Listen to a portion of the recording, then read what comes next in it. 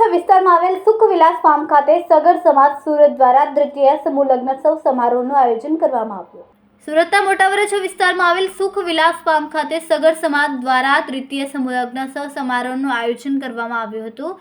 તેમાં 25 નવ દંપતીઓએ પ્રભુતામાં પગલાં પાડ્યા હતા, જેમાં સુરત સગર સમાજના આગેવાન જયંતભાઈ સગર, નાગજી ગઢિયા, અતુલભાઈ ચાવડા તેમજ સમાજના આગેવાનોની ઉપસ્થિતિમાં આ સુંદર સમૂહ લગ્ન સમારોહનું આયોજન કરવામાં આવ્યું હતું, જેમાં મોટી સંખ્યામાં સગર સમાજના બહેનો અને ભાઈઓ ઉપસ્થિત રહ્યા હતા।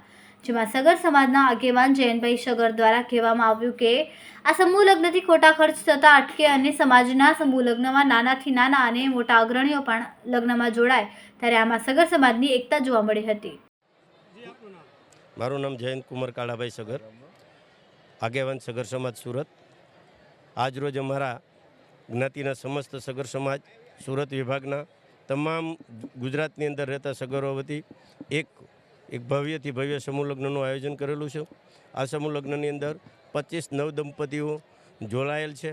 આ સમૂહ લગ્ન એક એવા સમૂહ લગ્ન છે કે જેની અંદર એક પણ રૂપિયા ફી દીકરી પાસે કે દીકરા પાસે લેવામાં આવતી નથી અને અઢળક રકમનું અમે દીકરીઓને કરિયાવર આપીએ છીએ।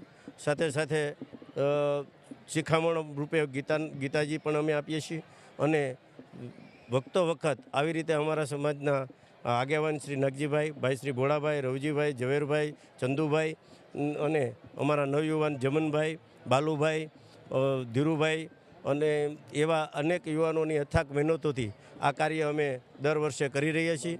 અને અવિરત ભોળાભાઈ પાથર, જે અમારા મામા તરીકે બી ઓળખાય છે, અને એ પણ એમની અવિરત મહેનત અને એની અવિરત કાર્ય પદ્ધતિથી અમૂલ્ય દાનથી આ કાર્ય અમે હર વખતે સફળ કરી રહ્યા છીએ।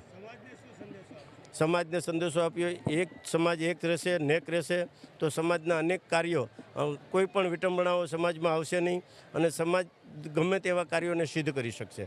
ગમે તે ક્ષેત્ર હોય, શૈક્ષણિક ક્ષેત્ર હોય, સામાજિક ક્ષેત્ર હોય, રાજકીય ક્ષેત્ર હોય, જ્યારે સમાજની એકતા હોય ત્યારે જ બધું શક્ય છે। એ અમે બતાવવા માગીએ છીએ।